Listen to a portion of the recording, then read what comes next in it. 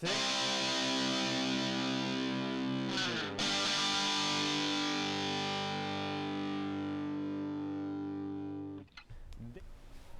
going over to the political broad podcast, you have Vivek on New York wanting to seize Trump's buildings and political persecution. Now, Vivek says, quote, this is on his ex Twitter profile. He says, "Success is our vengeance. This is the way."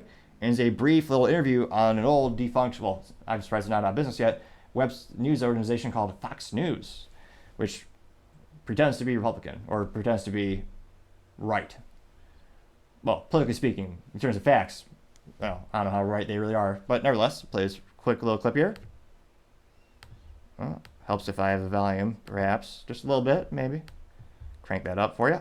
Regardless of your political belief, there is one standard of the rule of law in the United States of America.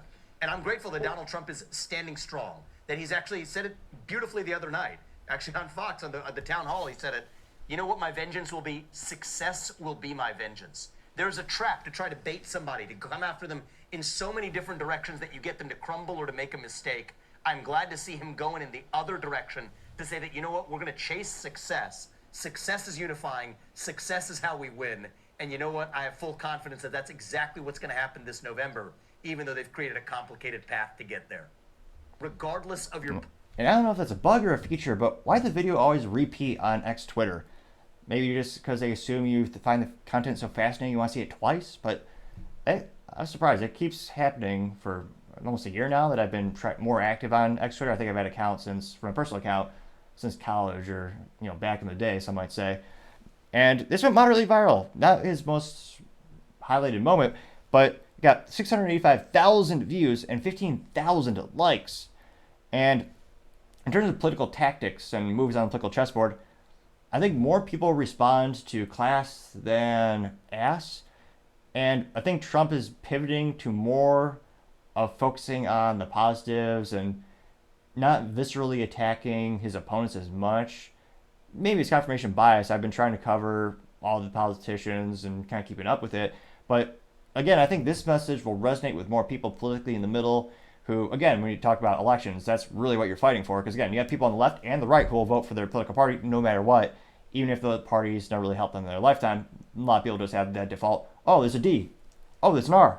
Which, I'm one of those people where quick ADHD comment, I really think we should get rid of especially because there's a lot of rhinos who are pejoratively known as Republican in name only, I think we should get rid of the actual political affiliation by them, because if you don't know the actual person, you shouldn't be voting for them. And really, ideally, you should be able to name one or two or three policies specifically that you agree with on an individual. Because again, that's what really matters, is their policies and their track record of what they've done for you and their community and your state and your country. So, yeah, it is a shame that so many people just vote down ballot, and people on the left do it, people on the right do it. It's extremely common. Now, going to the comments, one of the first ones comes from Paul Zupa, and he says, quote, "When Americans win and our borders are secure, then justice will be served. That said, the peaceful J6 prisoners all need to be released and pardoned. The Soros-funded DAs need to be ousted. All illegals need to be deported and banned. And the U.S. needs to prioritize peace," unquote. And that did get 105 likes.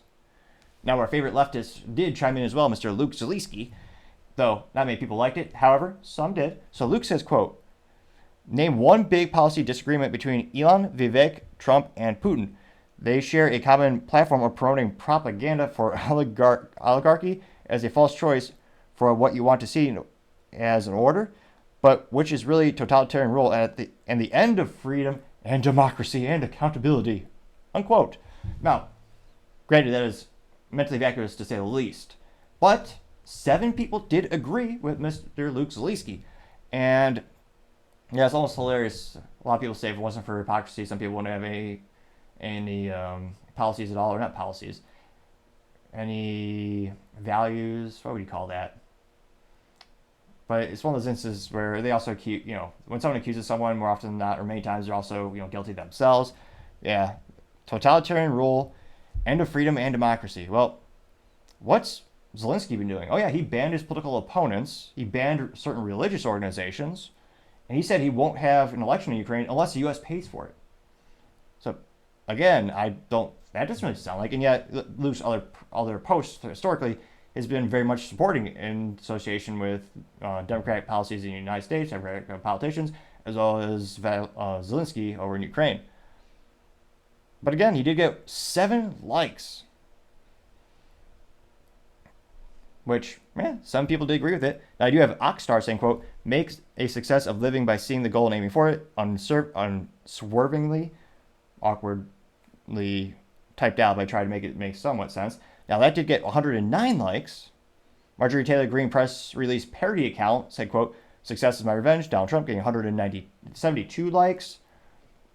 Alex simply says facts getting 128 likes. Let's see. Scrolling down more and more.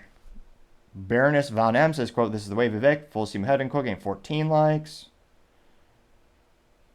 Scott Smolinski says, do you ever sleep? Is there more than one Vivek, and quote, getting 25 likes?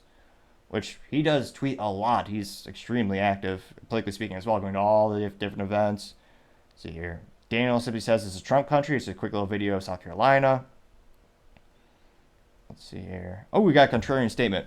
Roman Valentine says, quote, hey, Vivek, you tell us you're a successful billionaire.